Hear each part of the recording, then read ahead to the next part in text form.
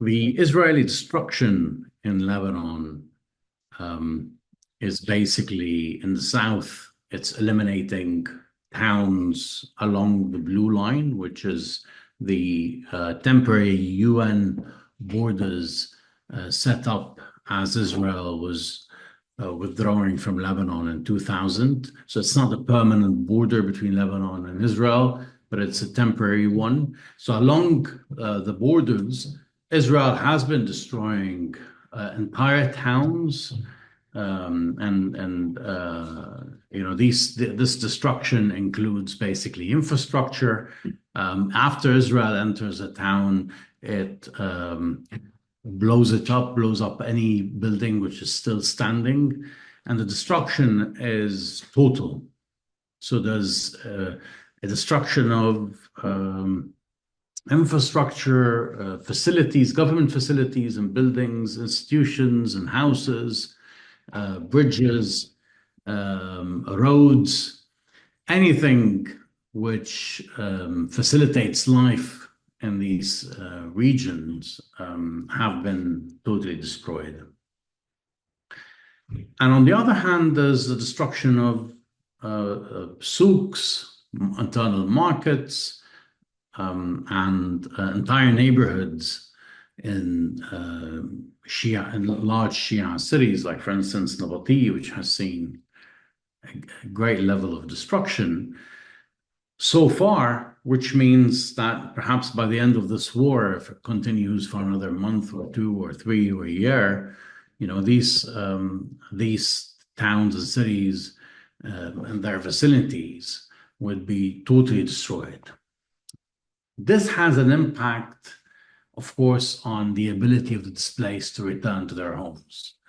Such a reconstruction process will need funding, will need years to be concluded, given the scope of destruction. So it would be quite difficult to imagine life returning to these towns and regions within a short period of time. And that means the Israeli destruction in the south and in the Bekaa Valley and in the southern suburbs of Beirut is creating a long-term displacement within Lebanon. And that has its own set of challenges. On one hand, having a large displaced population internally creates even more pressure on Lebanese infrastructure in these areas that they're in the host regions, and it also creates and sets the ground for sectarian tensions in these areas. Lebanon is a multi-sectarian country, and the targeted areas are Lebanese Shia areas, whether in the south and the Bekaa, and also in the southern suburbs of Beirut. And that means basically that the displaced population is Shia, and it's the constituent base of Hezbollah, which is a Khomeinist Shia organization. That's on one hand. On the other hand, there's another type of Israeli violence, which is basically targeting Shia minority towns in non-Shia provinces and qazas, whether in Christian areas, whether in Sunni areas, and whether also in Druze regions. And I think these type of targetings will also increase communal tensions. The neighboring towns are being affected, and they now look at the Shia town as a source of turmoil and a source of trouble for the region, for the whole geographic area. And the reason that these targets have been chosen is not very clear from a military or even security perspective. The targets in there are not senior figures within Hezbollah, and so this takes us to the Israeli goal behind these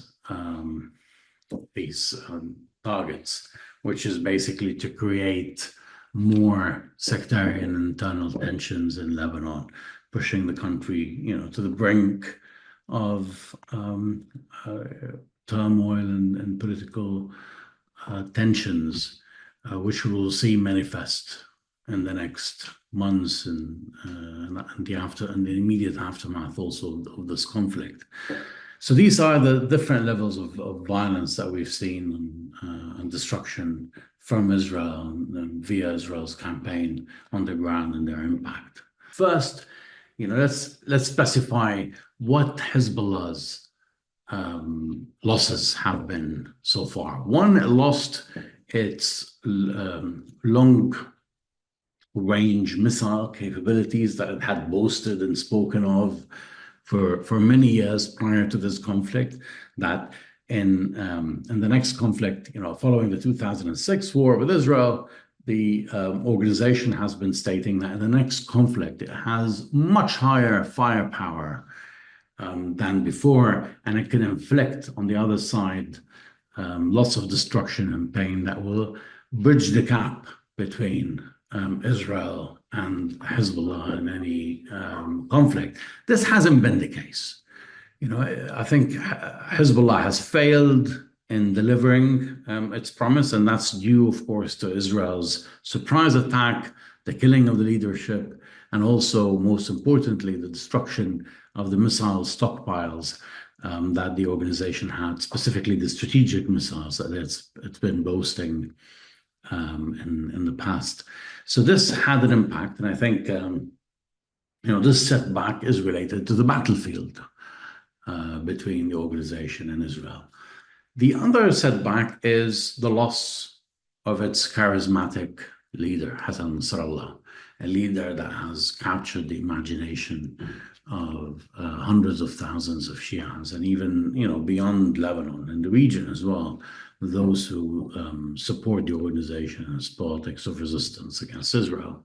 So that loss will translate to and perhaps an inability to capture the same audience it had captured in the past, whether within the Shia community or within Lebanon and the region at large.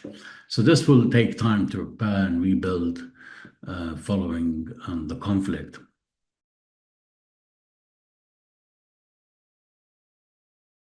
The last few weeks, when Israel started to invade South Lebanon, Hezbollah has shown an ability to push back against the invasion, inflicted a high level of casualties against the invading Israeli forces. On the other hand, the organization has also dealt some serious blows and morale to the Israeli side, specifically the drone that attacked the house of the Israeli Prime Minister Benjamin Netanyahu, or the drone that attacked an Israeli base and inflicted a high number of casualties in Israeli forces, and the ability to continue bombing northern Israel and keeping thousands of Israelis displaced from their homes. This will be seen as part of the organization's perseverance, and it will help it as it tries to build itself after the conflict and build its leadership and regain its morale. But in terms of the local politics and the national politics, I think the organization will face a lot of pressure internally, and that in turn will shape the organization and its future as much as the Israeli strikes did. The dynamics internally within Lebanon will also create some sort of a sponge that will basically take in all Hezbollah's focus, rather than its previous focus on building its arsenal to deter Israel from future attacks.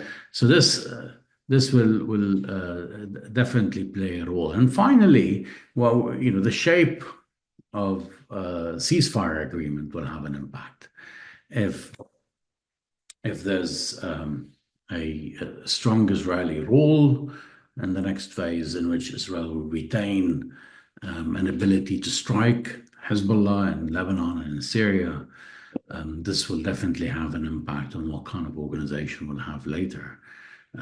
It will certainly empower and keep Hezbollah relevant, generally speaking, given that there's no end in sight, and that Israel retaining this kind of option as it now requests in the Gaza Strip, in which Netanyahu does not want an end to the conflict, but wants an ability to to strike again within the Gaza Strip. And I think the same will apply to Lebanon in case the Israeli side manages to leverage its position on the ground to gain in any negotiations or ceasefire agreement, to retain this kind of option. And it will definitely contribute to what kind of Hezbollah we will have after the war. Hezbollah in the past phase has lost its senior leadership. We're talking about senior figures in the 60s. So there has been some sort of a generational coup in which the pioneers, or these leaders who were the vanguards, who were next to Hassan Nasrallah, are all basically in the same age range, in their early 60s, and they fought with him, and they were with him in the late 1970s, early 1980s, and were part of the establishment of the organization.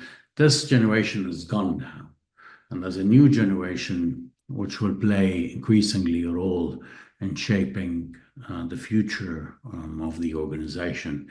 And the older generation, of course, had some sort of an understanding of Lebanese politics and an internal maneuvering within Lebanon that I think the newer generation does not seem to have, and this will have an impact on the way they approach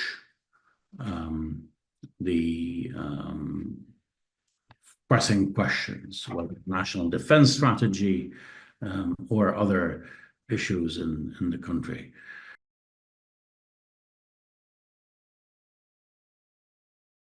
This conflict has had a great impact on the Lebanese Shia community. Much of their urban life has been destroyed. We don't know the extent that this conflict will continue, but if it continues in the same level and pace, we might see complete destruction of Lebanese Shia urban centers and communal life and infrastructure. And that's an unprecedented level of destruction. I mean, the previous rounds of conflicts in Lebanon have seen levels of destruction in the south, and the Bekaa, and even in the southern suburbs, specifically in the 2006 war. But these have been partial campaigns. Such an extended war will have a greater impact on their lives. What does it mean to have a whole Lebanese sectarian community displaced, destroyed, with their homes and urban centers destroyed, and within that Lebanese multi-sectarian consociational setup, it definitely means more sectarian tensions and a quest to gain some strength in negotiating with the other side within the Lebanese context, and of course gaining some strength in trying to negotiate with the external enemy, which is Israel, and given the level of destruction and the occupation that's ongoing and expanding in South Lebanon. In that position, the Lebanese Shia community is most likely to stick to its only available option, which is supporting Hezbollah and its ally, the Amal movement. And for Hezbollah, it seems so far they're very keen on keeping their alliance with the second largest Shia political party, the Amal movement. That's the first short-term and medium-term initial response. What comes later is, of course, dependent on whether these circumstances would change. Are we going to see a great reconstruction effort in the south and the Bekaa Valley in the southern suburbs of Beirut? And what kind of conditions are going to be attached to that reconstruction effort? I think these are questions that will also determine the future of Lebanese Shia politics. If Iran is going to play a major role in that, that will have some political conditions attached to it. And if there's regional support to rebuild, I think there'll always be, political conditions attached to that pertaining to Hezbollah and its role in Lebanon after the war. So all of these will determine what kind of Shia politics we will have. But in the immediate aftermath, I don't see a strong Shia uprising or reaction against Hezbollah. On the contrary, I see the Shia community supporting Hezbollah in the aftermath to negotiate a better position for the community in Lebanese politics and also vis-a-vis the external powers, specifically the Israeli occupation